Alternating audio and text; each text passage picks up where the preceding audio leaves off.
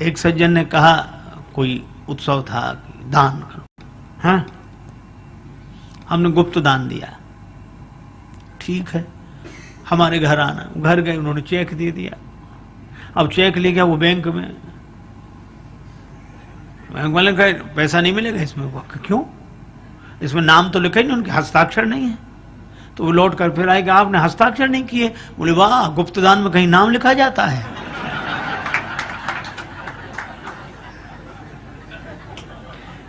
अब ये कोई बात है?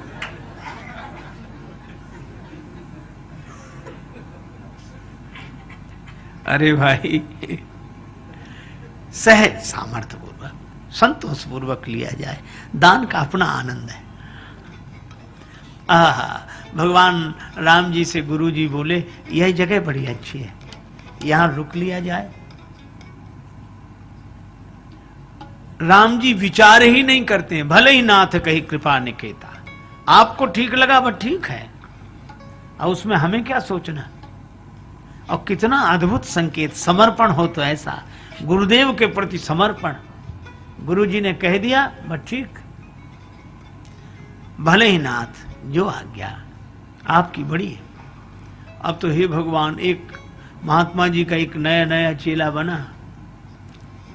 गुरु जी बैठे, चेला पास में बैठा, तब तक पानी बरसने लगा। गुरु जी ने चेला से कहा कि बेटा, गाय बाहर बंधी है, भीग रही है, उसे बंधन से मुक्त कर दो ताकि वो भी भीतर इधर आ जाए। चेला वहीं बैठे बैठे रहा, गुरुदेव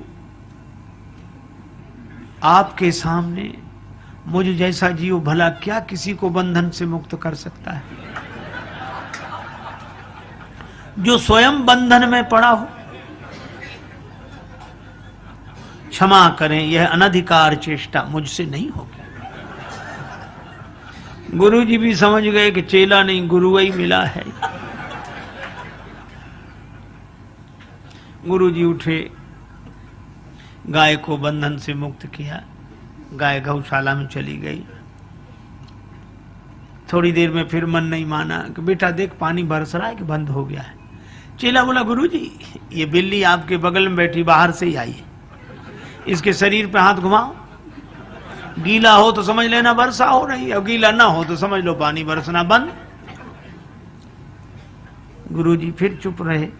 रात्रि को सोते समय बोले, बेटा ये आंखों पर प्रकाश पड़ रहा है, इस लाइट को बंद कर दे। चेला बोला, गुरु जी अब तो रजाई में आ गए, कौन बाहर निकले। आप तो रामायण की बात मानो। रामायण की? हाँ, रामचरितमानस की। क्या मुंह दिए नैन कतों को नहीं, आंख बंद कर लो, इसको बुझाई समझो। गुरु जी ने लाइट बुझाई, लेटे। सवेरे स्नान ध्यान करके भगवान, तब तो कोई भगत आया लड्डुओं का प्रसाद लेकर।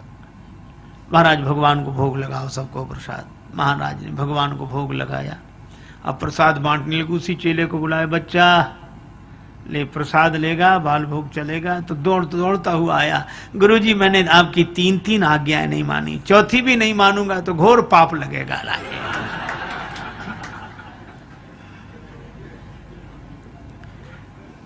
लेकिन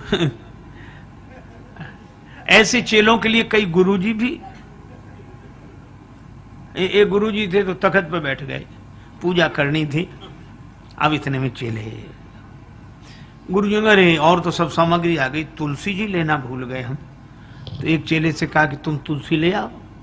वह बड़ा चालाक वहीं खड़े खड़े बोला, गुरुजी हम जानते ही नहीं तुलसी जी कैसी होती, आपने बताई नहीं, नहीं हम तो ले आते। और दूसरे चेले ने सोचा कि ये तो बच गया, अब हमें जाना पड़ेगा। वो भी बड़ा चालाक था, सो बोला क्यों तुलसी नहीं जानता?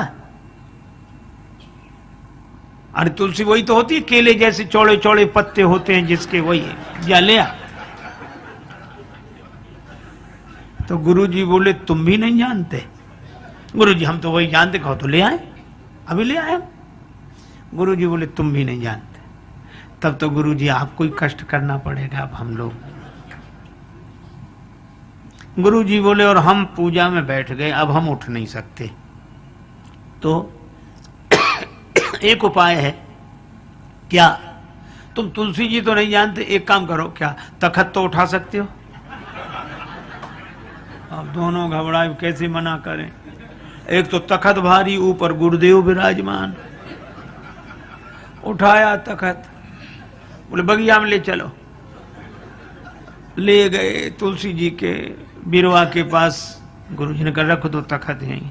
गुरु जी ने बैठे बैठे तुलसी उतार ली। बोले फिर वहीं ले चलो। फिर ले आए। गुरु जी बोले तुलसी भूलोगे तो नहीं?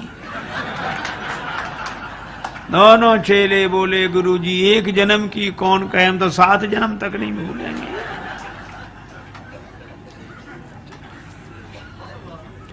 पर भगवान राम, आहा, मर्यादा इसे कहते हैं। गुरुदेव ने कह दिया।